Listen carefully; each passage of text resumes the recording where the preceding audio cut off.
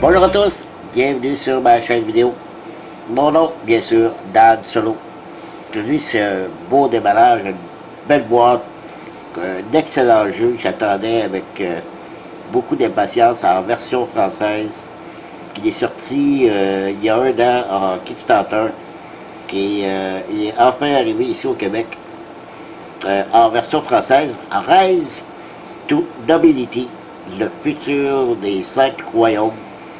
Alors, c'est un jeu de noblesse où on doit faire augmenter, monter notre noblesse durant la partie. C'est très intéressant. Il y a deux mécaniques de jeu que j'aime dans ce jeu parce que probablement il y a le mode solo. En fait, on va continuer la présentation, puis j'en parlerai tantôt. C'est un jeu, et là, excusez-moi, là, mais je regarde les noms, je vais massacrer les noms, ça c'est sûr. C'est un jeu de Ivana qui est Wojciech Szewski, qui est Tony Toshevski et Maja Mastowska. Bon, c'est sûr que j'ai pas prononcé comme il faut, mais je m'excuse. Édité par Final Frontier Game, mais classique pour la version française. Il est édité par Pixie Game pour la version française. C'est un jeu que vous trouverez chez Lidl au montant de 111,99. Oui, il est dispendieux, mais il y a beaucoup de matériel. C'est une boîte très lourde. Il y a beaucoup de choses, mais ça vaut la peine. Je l'ai vu, je l'ai essayé, j'ai écouté des vidéos, et j'aime beaucoup. Et le mode solo, parce que oui, c'est de 1 à 6 joueurs pour des parties de 25 minutes par joueur pour 14 ans et plus. Et le mode solo à l'intérieur, je trouve que c'est une mécanique que j'avais pas encore essayé. Ici, j'ai des modes solo où on doit faire des points et battre notre propre score la partie d'après. On a des modes solo où on a une espèce pas d'automat, parce qu'on a des modes solo avec un automat qui est un joueur artificiel. Ensuite, l'intelligence artificielle, c'est ça. Puis on a des fameux jeux mode solo où on a un joueur fictif, mais qui fait que nous nuire sur le plateau, genre placement d'ouvriers, ou avec des cartes, il va prendre telle ou telle position sur le plateau, et il nous bloque à ce moment-là. Donc ça aussi, c'est un autre mode solo. Donc moi, j'avais à peu près tous ces modes-là. Mais lui, je l'avais pas. Et je dis pas qu'il n'existe pas dans d'autres jeux, mais pour moi, c'est le premier jeu avec ce mode solo-là. C'est quoi? Ben, je vous dirai tantôt, lorsque je vais vous faire un peu languir.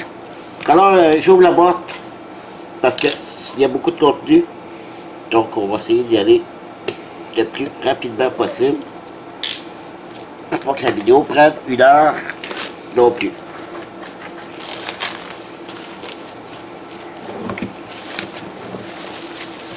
Voilà. C'est une belle boîte. C'est les mêmes auteurs de Taverne de Valeria. C'est les mêmes dessinateurs. Donc c'est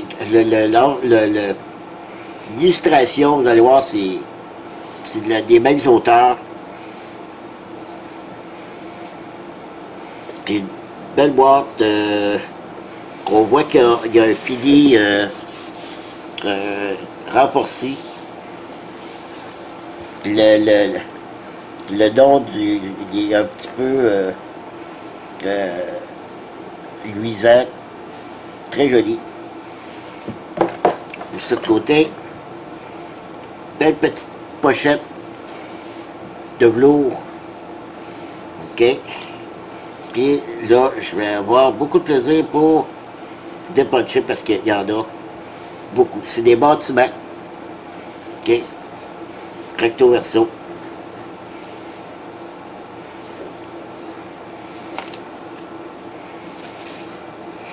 Encore des bâtiments, il y a beaucoup, beaucoup de bâtiments.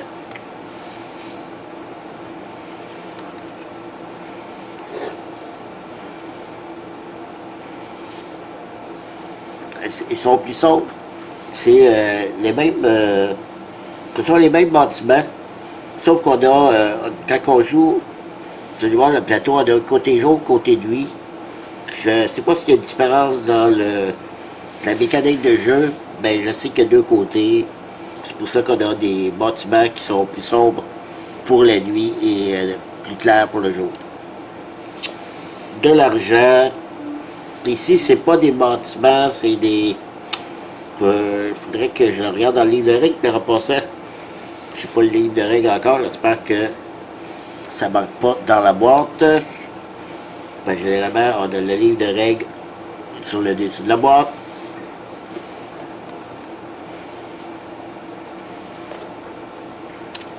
Des bateaux. Oui, des bateaux. Il y a beaucoup de bateaux. C'est... qu'est-ce que c'est? En fait, c'est des navires marchands. À chacun des rondes, on change de bateau. Et ces bateaux-là, ben, ils servent, si on veut vendre des ressources, pour avoir de l'argent. Et puis, ça dépend de chacun des bateaux. Les prix changent selon les ressources.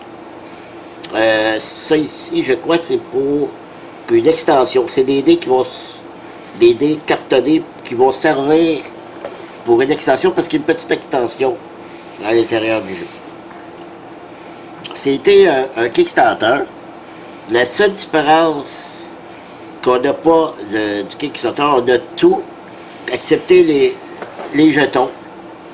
Des cubes en bois, nous on n'a que des cubes en bois, mais dans la version Kickstarter, c'était des beaux jetons. Des haches, des urnes, des seaux, des petits chaises, des livres et des bijoux. C'est ce qui était représenté par les jetons du Kickstarter. Nous, on n'aura que les cubes en bois. Ce que j'aime, c'est un beau petit plastique qui sépare. Ça, probablement qu'on va pouvoir y mettre, déposer le plateau de jeu. Ici, c'est les choses des plateaux de joueurs. Il y en a 6. Il y en a 3. Okay, comme je l'ai parlé, il y a côté nuit. 3 autres ici.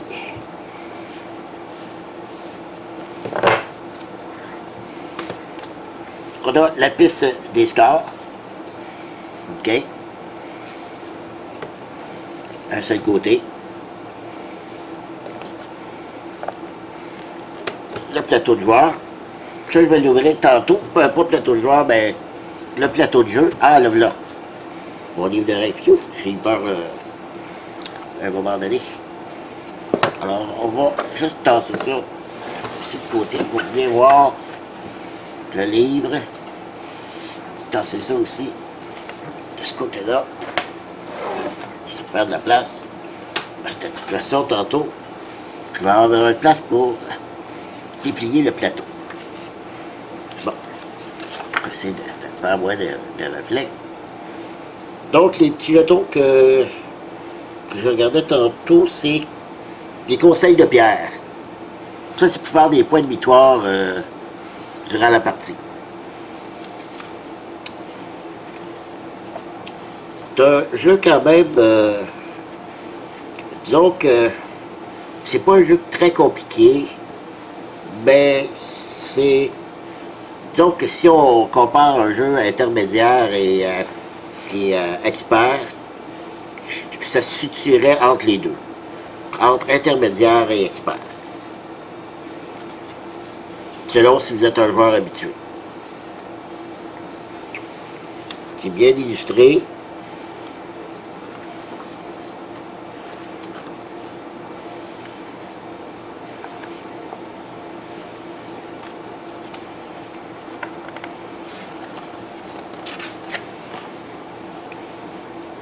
c'est ici l'extension que je parlais tantôt. Besoin de tout ça pour l'extension.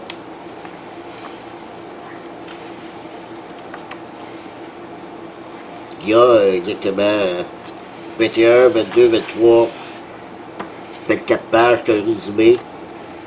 Bon, pour 24 pages, j'ai vu des jeux experts avec 50 pages, là, donc c'est pour ça que je vous dis, c'est un peu plus qu'un jeu qu'intermédiaire entre les deux. Donc, ça c'était les règles. On continue dans la boîte.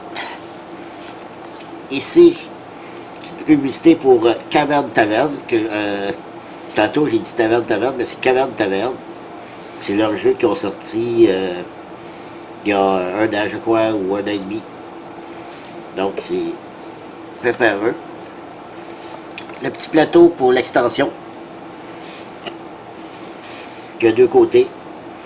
Je crois que c'est la même chose des deux côtés, oui.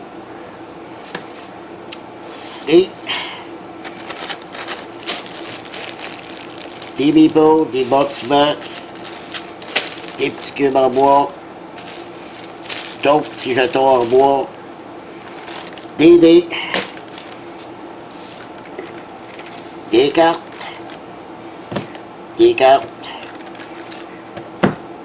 et des petits sachets de plastique.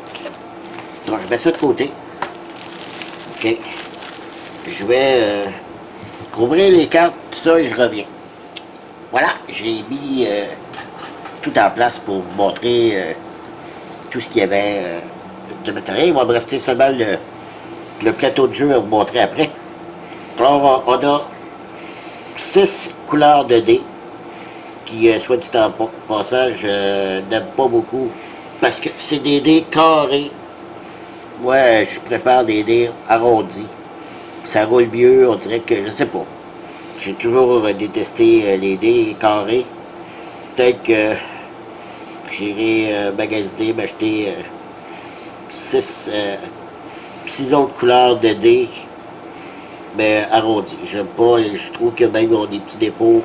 Peut-être pas la meilleure qualité des dés que je trouve pour le moment. Et aussi, je te l'avais dit tantôt pour la version Kickstarter, que les pions, c'était pas les mêmes ici. C'était d'autres pions.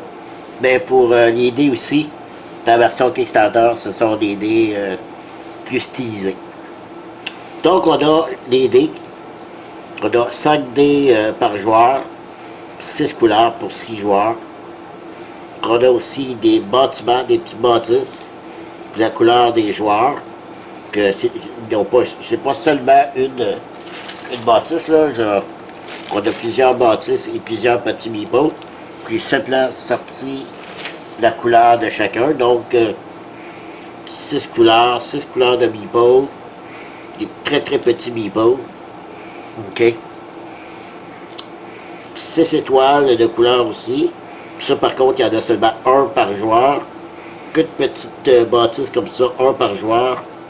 Et des petites tourelles comme ça. Ça, je sais à quoi ça sert. Même que je pourrais peut-être vous dire à quoi servent ces petits pions-là. Ça marque seulement sur le livre d'instruction. Puis il dit seulement des marqueurs. Bon, on va voir. Les marqueurs ici, des petites tourelles, ben, c'est pour ici, notre piste de gloire. Je crois que c'est ça, la piste de gloire. Et c'est ça la mécanique que j'aime beaucoup de ce jeu. C'est, vu on commence à 2, bon, j'ai mes 5 dés. OK? C'est un placement de dés, hein, le jeu, c'est, je vous dis tout de suite, c'est pas un placement d'ouvrier. C'est un placement de dés, OK? Donc, je lance les dés. Je suis, comme j'ai dit, à 2 points de gloire. Donc, je dois prendre pour la totale de 9 points. Alors, au début, c'est les gros dés, c'est pas très bon. Donc, je pourrais prendre le 5, le 1 et le 1, ça fait 7. Je peux pas prendre d'autre chose. Je pourrais prendre le 6, 1 et 1. Je peux pas prendre 2, 5. Je Je ne peux pas prendre un 5, un 6, parce qu'il dépasse 9. Donc, je dois calculer 9 points sur mes 5 dés. Bien sûr, durant la partie, nos points de gloire vont augmenter. OK? Puis, plus ils vont augmenter, bien, plus la valeur de nos dés va valoir la peine. Alors, c'est ça que j'aime beaucoup de cette mécanique-là au niveau des dés. Par la suite, les cartes. Bon, ben, pour revenir pour les pions, on a ici tous des petits cubes en bois. Bon, tout le monde connaît les petits cubes en bois. Toutes les couleurs. C'est pas pour les joueurs, c'est des ressources. Donc, ça appartient pas aux joueurs au début, là. Parce que même, on a du brun, puis on n'a pas de brun ici.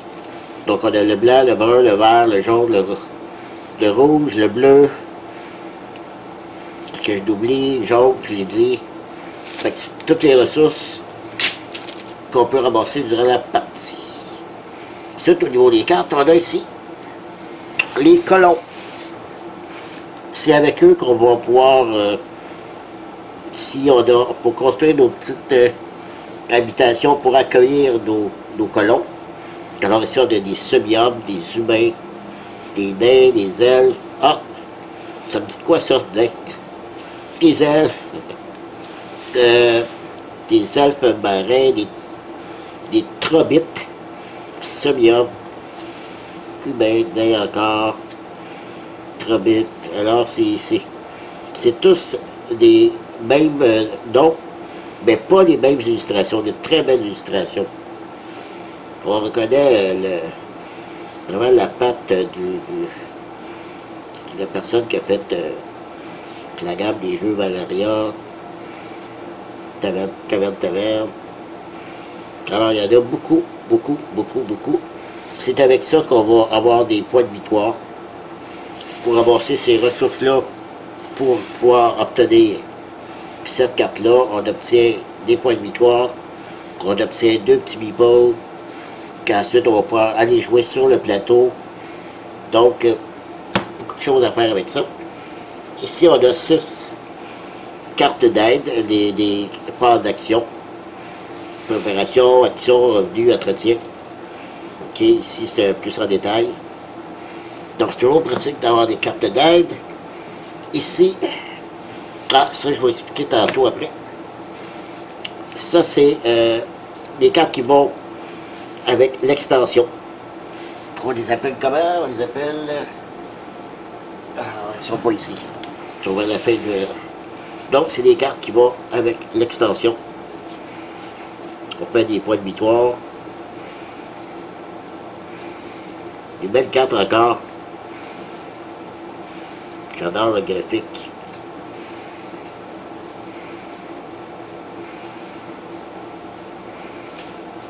Alors, c'est ça, ces cartes-là, c'est pour l'extension. Les cartes événements.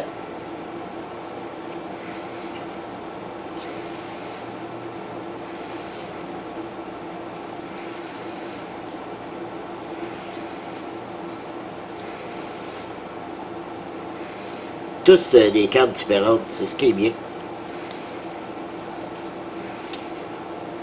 Donc, c'est les cartes événements. Ici, c'est les... on les appelle les cartes personnages. Chaque joueur a sa carte personnage au début. Il y en a encore là, d'habitude. Et lorsqu'on reçoit notre carte personnage, on reçoit ce qui est marqué en bas. Ici, c'est recevez 5 pièces d'or, recevez 2 pièces d'or et 2 ressources de votre choix. Donc, c'est notre carte de personnage du départ qui nous donne, qui nous dit qu'est-ce qu'on a au départ pour commencer la partie.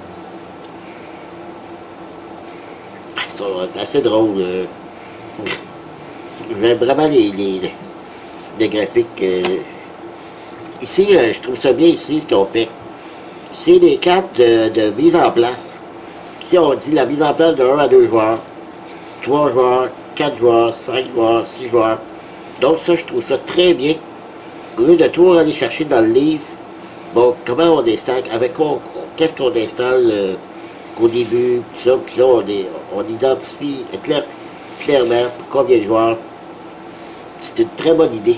Chaque jeu devrait faire ça. Et enfin, lui, que je disais que je n'avais pas ce type de jeu solo. C'est ce petit 4 paquets de cartes là. Ça veut dire qu'il n'y en a pas beaucoup, mais c'est une carte par partie que vous jouez.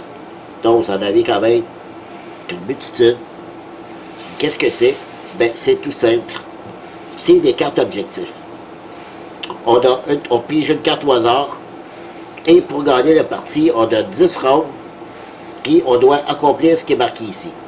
Ici, comme ici, c'est marqué avoir un maître de guilde dans chaque guilde et avoir 112 points de victoire.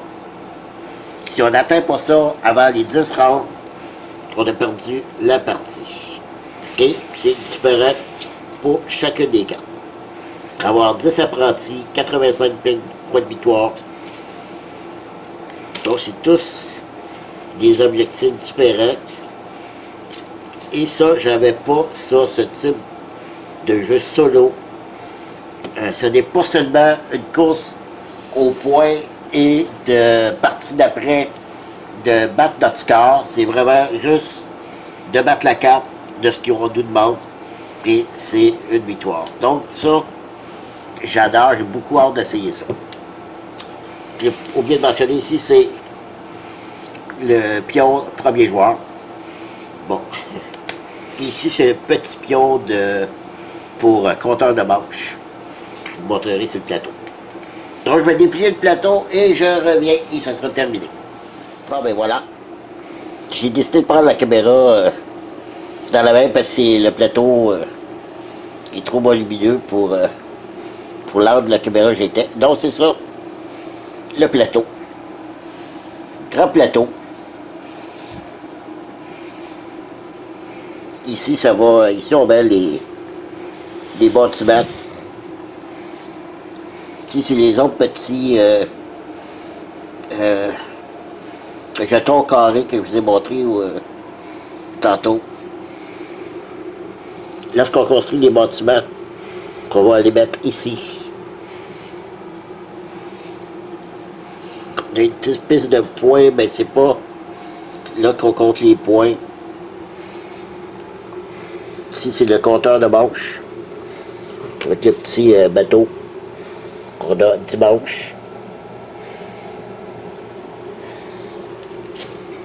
Alors voilà. C'est tout. Merci de m'avoir suivi. Et je vous dis à la prochaine. Bye bye.